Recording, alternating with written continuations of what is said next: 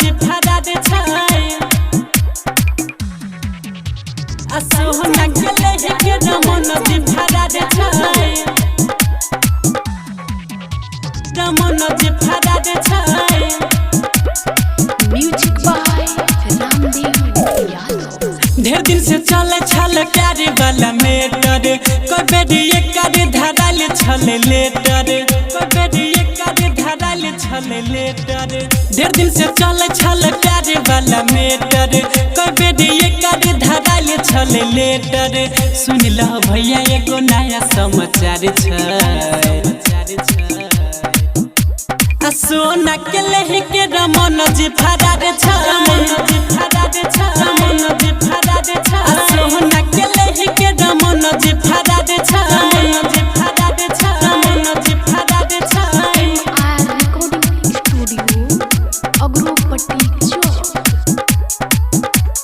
सोना के लेके रमन जी फरार छै सोहना के प्यार में छलै रमन जी पागल दिन में नहीं सुतै रहै रातियो के जागल रातियो के जागल। सोहना के प्यार में रहै रमन जी पागल दिन में नहीं सुतै रहै रातियो के लव के देवता एकरा देह पर सवार छै सोहना के लेके रमन जी फरार छै रमन जी फरार छै रमन जी फरार छै सोहना के लेके रमन जी फरार छै रमन जी फरार छै रमन जी फरार छै। Music by Ramdev Yadav. सोहना के लेके रमन जी फरार छै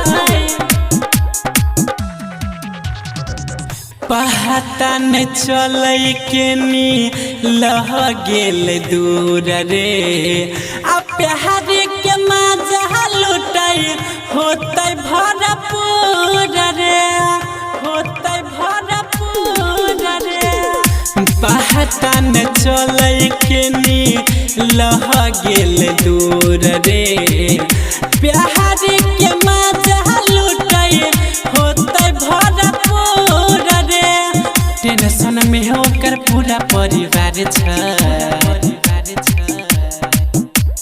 सोहना के लेके रमन जी फरार छै रमन जी फरार छै रमन जी फरार छै फलाना के बेटी जोड़े रमन जी फरार छै रमन जी फरार छै रमन जी फरार छै।